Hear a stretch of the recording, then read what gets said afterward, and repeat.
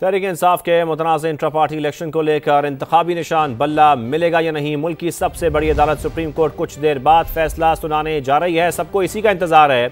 और आपको बताना चलें कि कमरा अदालत में इस वक्त पीटीआई के वकला भी मौजूद हैं और सबको इंतजार है। आज सुबह से ही सुबह 10 बजे इस समात का आगाज़ हुआ था। बराह रास्त इसको नशर किया गया। रात 8 बजे तक ये समात जारी रही, जिसके बाद ये फैसला महफूज किया गया और ये बताया गया कि फैसला 9:30 बजे सुनाया जाएगा। इस वक्त 9:50 हो चुके हैं। सबको इस फैसले का इंतज़ार भी है क्योंकि ये बड़ा ही अहम फैसला है। और इंतखाबात में भी अब जिस तरह हम देखा जा रहा है कि 20 दिन तकरीबन रह गए हैं, तो ऐसे में यहाँ पर ये फैसला होना भी बहुत ज़रूरी है कि एक ऐसी जमात जो अपने इंतखाबी निशान के लिए उन्होंने समात उनकी हो रही थी इस केस की, उसका क्या फ़ैसला आता है, उनको ये इंतखाबी निशान बल्ला मिलता है या नहीं मिलता है, या वो आज़ाद हैसियत से इंतखाबात में जाते हैं। तो ये सारी इस वक्त सूरत हाल है। और आज की जो समात, इसका थोड़ा सा हम आपको बैकग्राउंड भी बताएं इस केस का भी, कि इलेक्शन कमीशन ने पेशावर हाई कोर्ट का फैसला सुप्रीम कोर्ट में चैलेंज किया था और इलेक्शन कमीशन की दरख्वास्त में ये मौक़िफ़ था कि पेशावर हाई कोर्ट का फैसला आइन और कानून के ख़िलाफ़ है। जबकि 10 जनवरी को पेशावर हाई कोर्ट ने इलेक्शन कमीशन का फैसला कलअदम करार दिया था, जिसके बाद ये सुप्रीम कोर्ट में समात हुई और दलाइल भी दिए गए। पीटीआई वकला की जानिब से भी, इलेक्शन कमीशन के वकील भी वहाँ पर मौजूद थे और जो सुप्रीम कोर्ट के चीफ जस्टिस हैं उनकी जानिब से भी बड़े अहम सवालात उठाए गए। और ये भी कहा गया कि पीटीआई में लोग इलेक्शन से नहीं सिलेक्शन से आए हैं। इलेक्शन का मतलब इलेक्शन होता है, ये इलेक्शन नहीं सिलेक्शन है। पीटीआई ने इलेक्शन क्यों नहीं कराया, आखिर मसला क्या था, ये भी सवाल उठाया गया चीफ जस्टिस की जानिब से। और उन्होंने मजीद भी ये रिमार्क्स दिए कि 4 बड़ों ने बैठकर पार्टी बांट ली है, ये जमहूरियत के मुनाफी है। तो ये सारे रिमार्क्स जो कि सामने आए, जिसके बाद हमने ये भी देखा कि पीटीआई के जो वकला थे वो भी अपना दिफा करने में हमें बहुत मजबूती से दिखाई नहीं दिए। जो आर्गूमेंट्स थे जो कि आज सुने जा रहे थे, तो ऐसे में आज के जो 2 अहम पॉइंट्स हैं जिस पर ये आज का फैसला होना है, वो एक तो यही है कि इलेक्शन कमीशन का इख्तियार है किसी पार्टी के इंतखाबात की स्क्रूटनी करने का, और दूसरा ये कि क्या इस बुनियाद पर इंतखाबी निशान वापस लिया जा सकता है, नहीं लिया जा सकता। तो आज ये तमाम जो लीगल पॉइंट्स हैं जिस पर आर्गूमेंट हुए इस समात में, जो कि तकरीबन 9 से 10 घंटे तक ये समात जारी रही और अब इसका फैसला महफूज कर लिया गया है। ये फैसला 9:30 बजे सुनाया जाना था, बताया गया था अदालती अमले की जानिब से।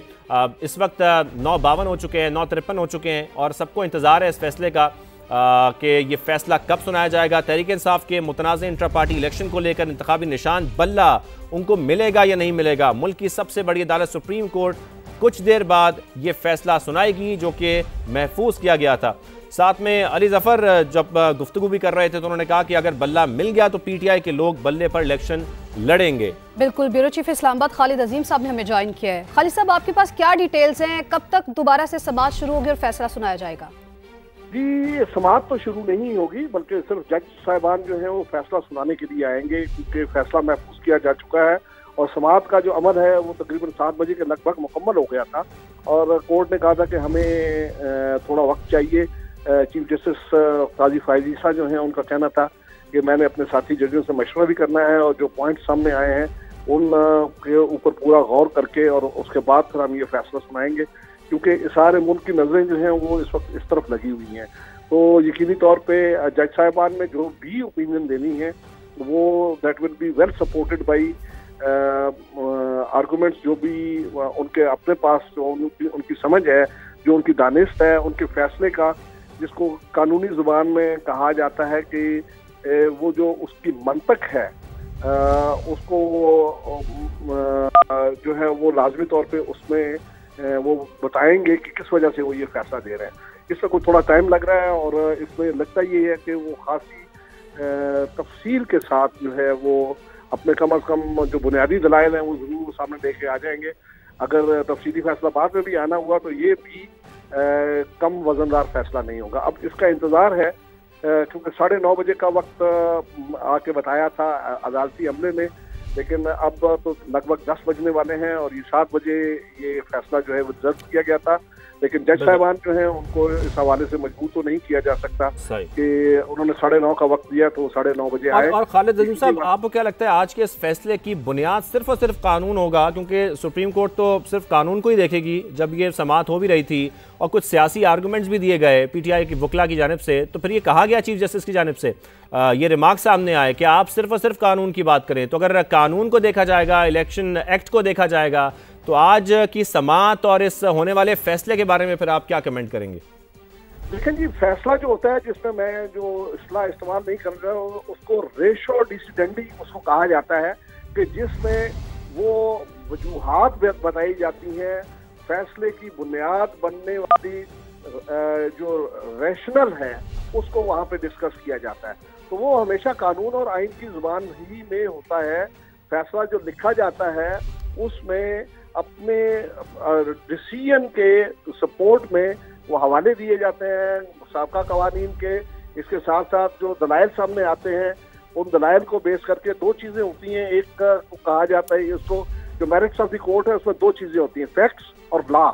दोनों को सामने रख के उसके ऊपर अदालत अपनी ओपिनियन देगी और वो यकीनी तौर पे कानून ही के मुताबिक जो है दिए जा सकते हैं। उसके अलावा और कुछ नहीं होता उसमें।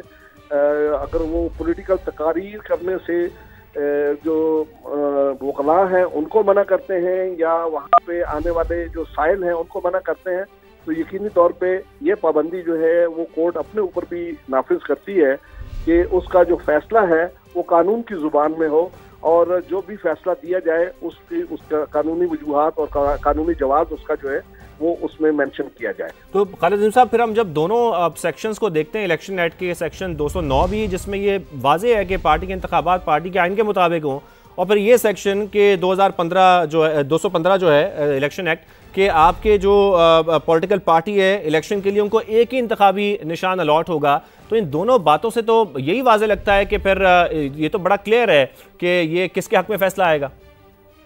देखिए जी, चूंकि अदालती फैसले जो हैं उनके ऊपर किसी टाइप का को कमेंट करना अगर देखा जाए तो वो तो इन्हें अदालत के ज़ुमरे में आता है। लेकिन बज़ाहिर ये लग रहा है कि जो सवालात जज साहबान की जानिब से उठाए जाते रहे हैं, जो उनसे पूछे जाते रहे हैं, उनका कोई ऐसा शाफी जवाब हमें यह दिखाई नहीं देता कि जो जवाब दे दिया गया हो और मुतमिन कर दिया गया हो। और दूसरी जानिब जो इलेक्शन कमीशन है उसके वकला जो हैं उन्होंने अपना केस जो है वो बड़े भरपूर अंदाज में वहाँ पे रखा और उनसे कोई ऐसे सवालात भी नहीं किए गए जो उनके लिए मुश्किल हो या जिसका वो जवाब ना दे सकें। तो उस हिसाब से तो नतीजा आखिर यही किया जा सकता है कि शायद पीटीआई के वकला जो कि बड़े नामवर वकला हैं, जिनमें हामिद खान साहब जो मुल्क के टॉप जूरिस्ट में जिनका शुमार होता है और जिनके नाम पे बड़े बड़े ऐसे मुकदमात मौजूद हैं, और इसी के साथ अली जफर जो हैं वो एक बहुत मेहनती और बहुत काबिल जज हैं, काबिल वकील हैं, उनके दलाइल भी सामने। लेकिन जो बज़ाहिर लग रहा था कि वो जो सवालात उठाए गए थे उनका कोई प्रॉपर जवाब सामने नहीं आया। ठीक खालिद साहब, आपकी तरफ फिर से आएंगे और इस हवाले से मजीद भी आपसे बात करेंगे। इस हवाले से माहिर कानून हाफिज एहसान साहब ने हमें ज्वाइन किया है। हाफिज साहब, आपका बड़ा शुक्रिया कि आपने समा के लिए वक्त निकाला। क्या कहेंगे आप, आज जो समाअत जारी रही, 2 दिन से ये समाअत जारी है, 3 रुकनी बेंच ये समाअत करा था, तो आप क्या एक्सपेक्ट कर रहे हैं दलाइल को देखते हुए? देखें, ये जो आज सुप्रीम कोर्ट ऑफ पाकिस्तान के अंदर 2 दिन से केस चल रहा है और जिसको पाकिस्तान के अंदर और पाकिस्तान के बाहर जो है मीडिया के ऊपर सारे लोगों ने देखा है, और ये एक ऐसा फैसला है जो पेशावर हाई कोर्ट ने एक फैसला किया और उस फैसले को जो है सुप्रीम कोर्ट ऑफ पाकिस्तान के अंदर चैलेंज किया गया। इसके अंदर 4-5 चीज़ें बड़ी वाज़ेह हैं। एक, इसके अंदर वाज़ेह चीज़ ये है कि क्या पीटीआई उन सारे क्वेश्चंस को जो चीफ जस्टिस ऑफ पाकिस्तान की तरफ से आए उन्हें प्रॉपर एड्रेस कर सकी है या नहीं है।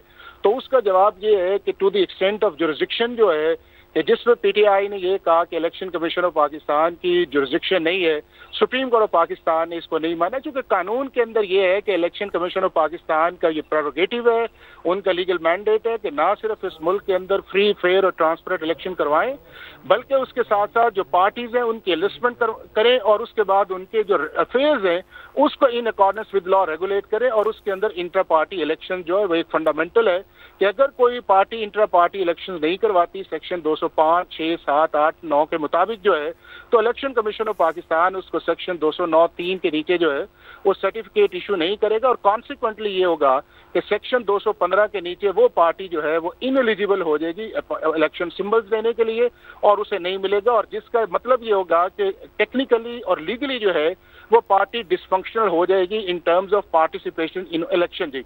और जब आप एक इलेक्शन प्रोसेस के अंदर 1.5 साल से इस मुल्क के अंदर जिस तरह अप्रैल 2022 से चल रहा है, तो इस इशू को जल्द रिजॉल्व कर लेना चाहिए था। ये कोई रॉकेट साइंस नहीं थी, आपका ही कॉन्स्टिट्यूशन है, आप ही का लॉ है, आपने ही उसके मुताबिक करना है।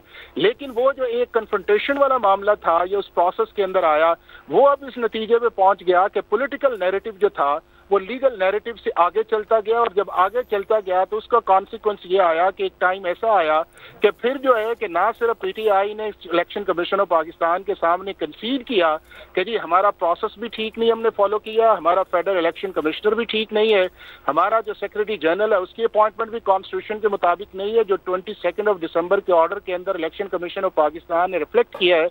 और यही चीजें सुप्रीम कोर्ट ऑफ पाकिस्तान जब बार बार पूछ रही थी, और इवन अकबर एस बाबर के मुतालिक भी कहा गया कि आप कभी कहते हैं फाउंडिंग मेंबर है या नहीं है, तो अगर आपने निकाला है तो उसका कोई शो कॉज और उसका टर्मिनेशन लेटर दिखाएं।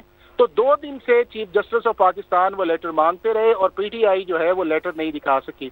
तो अगर इन सारी चीजों का जनरली अहाता किया जाए तो ये एक अगर फैसला पीटीआई के खिलाफ आता है या पेशावर हाई कोर्ट के फैसले को सेटिसाइड किया जाता है तो ये बहुत बड़ा लीगल और पॉलिटिकल सेटबैक जो है वो पीटीआई के लिए आएगा। नंबर 1 कि उनकी रिजर्व सीट से वो निकल जाएंगे, नंबर 2 उनके कैंडिडेट्स जो हैं वो निशान पे नहीं लड़ सकेंगे, नंबर 3 उनके वोटर्स के लिए डिसअपॉइंटमेंट आएगी, नंबर 4 ये है कि अगर वो असेंबलीज के अंदर इंडिपेंडेंट कैंडिडेट्स उनके चले जाते हैं तो आर्टिकल 63A के नीचे उन पे डिफेक्शन क्लॉज नहीं है। और हमारे मुल्क का कल्चर ये है कि अगर आप पार्टी के अंदर हो और आप इंडिपेंडेंट अगर हो जाएं तो फिर आपकी नजरें चेंज हो जाती हैं और आप किसी भी पार्टी जो पावर के अंदर जाती है आप उसे ज्वाइन कर लेते